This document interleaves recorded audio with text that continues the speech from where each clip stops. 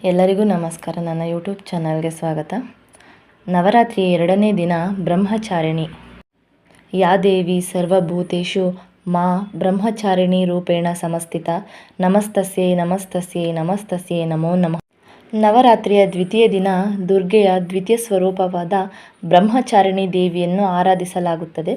ಬ್ರಹ್ಮಚಾರಿಣಿ ದೇವಿಯನ್ನು ಆರಾಧಿಸುವುದರಿಂದ ತ್ಯಾಗ, ವೈರಾಗ್ಯ, ಸದಾಚಾರ ಮತ್ತು ಸಂಯಮ ವೃದ್ಧಿಯಾಗುತ್ತದೆ. ತಾಯಿಯು ಶಿವನನ್ನು ಪಡೆಯುವುದಕ್ಕಾಗಿ ಕಠಿಣ ತಪಸ್ಸನ್ನು ಮಾಡಿದ ಕಾರಣಕ್ಕಾಗಿ ತಾಯಿಗೆ ಈ ಹೆಸರು ಬಂದಿದೆ.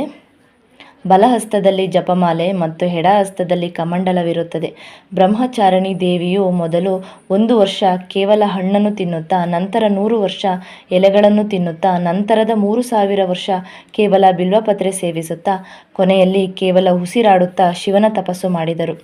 ನವರಾತ್ರಿಯ 2ನೇ ದಿನ ಪೂಜಿಸುವ ಶ್ರೀ